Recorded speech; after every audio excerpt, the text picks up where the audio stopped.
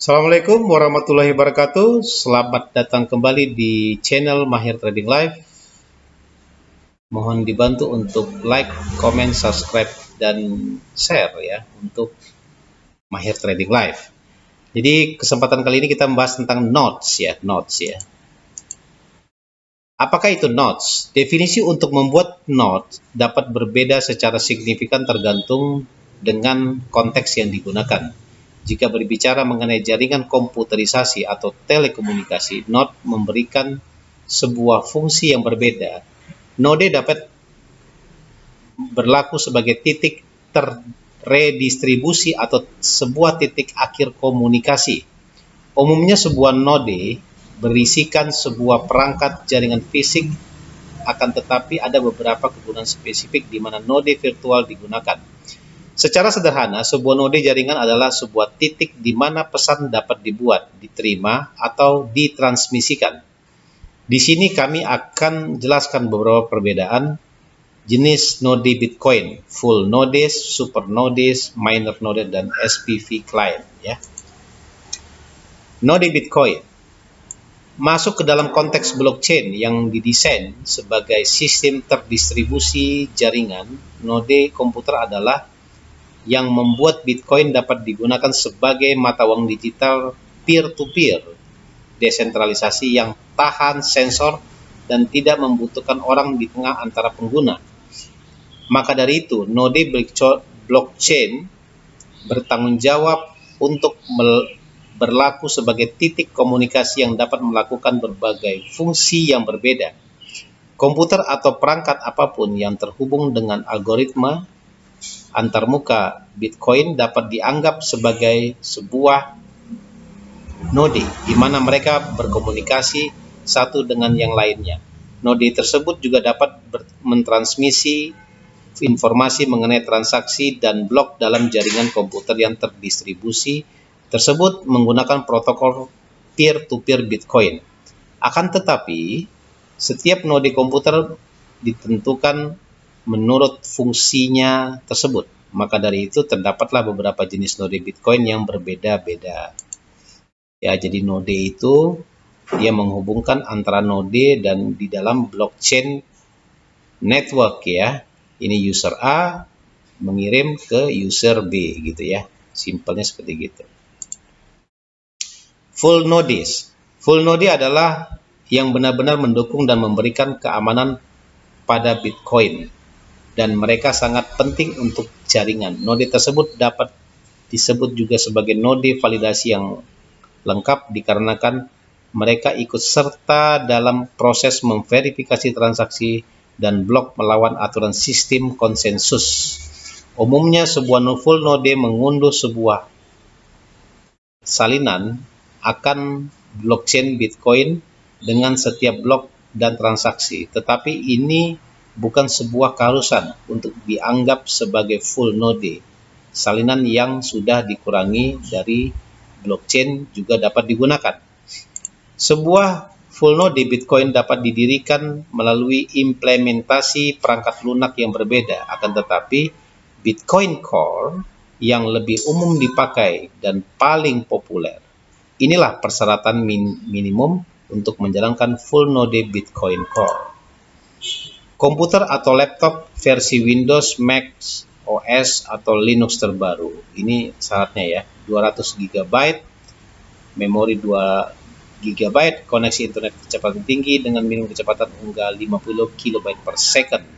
Koneksi internet tidak terukur atau sebuah koneksi dengan limit unggah tertinggi. Full node dapat mencapai atau melebihi batas unggah sampai dengan 200 GB per bulan. Dan dengan penggunaan unduh 20 GB per bulan, Anda juga harus mengunduh 200 GB di saat Anda pertama kali menjalankan full node. Ya, full node Anda harus aktif paling sedikit 6 jam sehari. Lebih baik jika dijalankan secara non-stop 24 jam ya, sehari. Banyak organisasi dan pengguna secara sukarela menjalankan full node Bitcoin sebuah sebagai sebuah cara untuk membentuk ekosistem Bitcoin. Pada saat ini ada sekitar 9.700 node umum yang bergerak dalam jaringan Bitcoin. Harus dicatat bahwa angka ini hanya mengikut sertakan node umum yang merujuk kepada node pendengar atau listening node Bitcoin yang dapat terlihat dan diakses. Selain dengan node umum, ada banyak node yang tersembunyi yang paling terlihat non-listening nodes. Node tersebut biasanya beroperasi di belakang sebuah firewall melalui sebuah protokol tersembunyi seperti Tor, atau mereka sengaja dikonfigurasi untuk tidak mendengar ke dalam koneksi, ya. Node pendengar atau listening node supernodes. Umumnya sebuah listening node atau supernode adalah sebuah full node yang terlihat secara umum. Node tersebut berkomunikasi dan memberikan informasi kepada node lainnya yang memutuskan untuk mengadakan sebuah koneksi dengannya. Maka dari itu, sebuah supernode secara mendasar adalah sebuah titik redistribusi yang dapat berlaku sebagai sumber data dan jembatan komunikasi. Sebuah supernode yang handal biasanya berjalan non-stop 24 jam sehari selama seminggu dan terhubung ke beberapa koneksi, mentransmisikan riwayat blockchain dan data transaksi ke beberapa nodes di seluruh dunia. Untuk alasan tersebut, sebuah supernode akan membutuhkan lebih banyak tenaga komputasi dan koneksi internet dibandingkan dengan full node yang tersembunyi. Node pendambang atau miners node. Untuk dapat menambang Bitcoin dalam skenario yang sangat kompetitif sekarang ini, seseorang harus menginvestasikan sebuah perangkat keras dan program yang dibuat khusus untuk penambangan. Program perangkat kuat penambangan ini tidak secara langsung terkait dengan Bitcoin Core dan dieksekusi secara paralel untuk mencoba dan menambang blok Bitcoin. Sebuah penambangan dapat memilih untuk bekerja sendiri, solo miner dalam grup pool miner. Sementara full mode penambang solo menggunakan salinan blockchain mereka sendiri. Penambang pool bekerja bersama-sama, setiap penambang mengkontribusikan dengan sumber daya komputasinya masing-masing atau hash power. Dalam sebuah kolam penambangan pool mining, hanya administrator kolam yang dibutuhkan untuk menjalankan full node yang dapat disebut juga sebagai pool miners full node. Lightweight or SPV client disebut juga sebagai relasi verifikasi pembayaran sederhana, Simplified Payment Verification (SPV). Relasi lightweight menggunakan jaringan Bitcoin akan tetapi tidak berlaku sebagai full node. Maka dari itu, relasi SPV tidak terkontribusi kepada keamanan jaringan dikarenakan mereka tidak menyimpan salinan blockchain dan tidak berpartisipasi dalam proses verifikasi dan validasi transaksi. Secara singkat, SPV adalah sebuah metode di mana pengguna memeriksa apakah transaksi tersebut sudah dimasukkan atau belum ke dalam blok, tanpa harus mengunduh seluruh data blok tersebut.